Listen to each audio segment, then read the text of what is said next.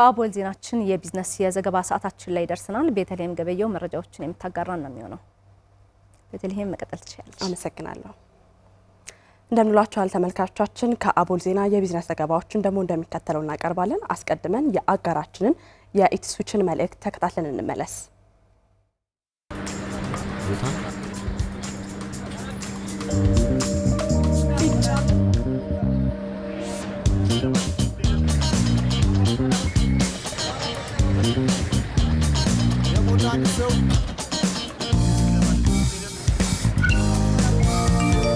ክፍያ በዚህ ልክ ቀሎ አውቅ ፈጣኑን በእጃቸው በመያዛቸው በወሳኝ ጊዜያት ሁሉ ቀድመው ይስተናገዳል።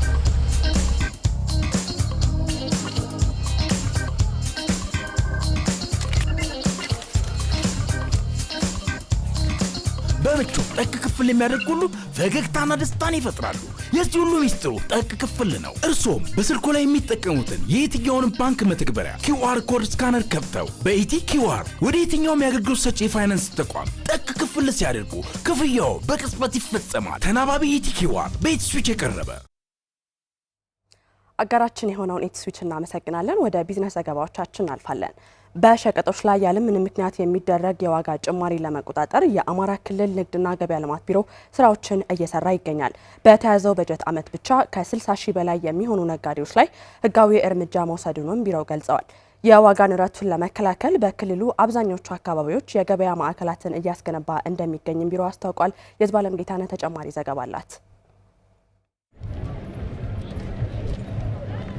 ከቅርብ ጊዜያት ወዲህ በሸቀጦች ላይ ምንም አይነት ምክንያት ሳይኖር የሚፈጠር የዋጋ ጭማሪ ህብረተሰቡን ለምሬት እየዳረገው ይገኛል። የአማራ ክልል ንግድና ገበያ ልማት ቢሮ በህገ ወጥ መንገድ እነዚህን ተግባራት የሚፈጽሙ ነጋዴዎችን ቁጥጥር እያደረገባቸው እንደሚገኝ የቢሮ ምክትል ኃላፊ ወይዘሮ አትክልት አሳቤ ተናግረዋል። ኢኮኖሚያዊ ምክንያት የሌላቸው የምርት ዋጋ ጭማሪ የሚያደርጉ፣ በምርት አቅርቦት ላይ የምርት የጥራት ችግር የሚፈጥሩ፣ በመለኪያ እቃዎች ላይ ችግር ያለባቸው ሚዛን ላይ የሚዛን ችግር የሚፈጥሩ፣ ያለ አድራሻ ወይም ያወጡት የንግድ አድራሻ ሌላ የሚነግዱበት ቦታ ሌላ የሆነ ጊዜው ያለፈበት ምርት ለሸማቹ የሚሸጡ መሰል የህገወጥነት ድርጊቶችን ፈጽመው የሚገኙ ንግድ ድርጅቶች ላይ ህጋዊና አስተዳደራዊ እርምጃ መውሰድ ላይ መሰረት አድርገን እንሰራለን።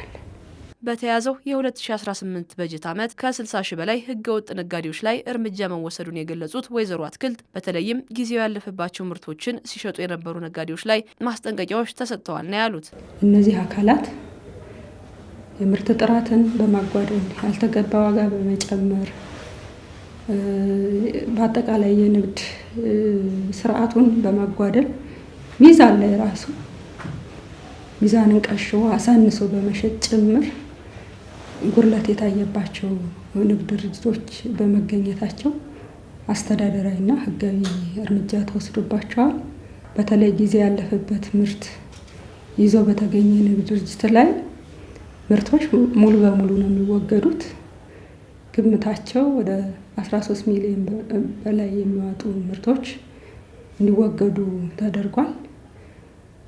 በንግድ ድርጅቶች ላይም የማስጠንቀቂያዎች እየተሰጡ ያለበት ሁኔታ አለ።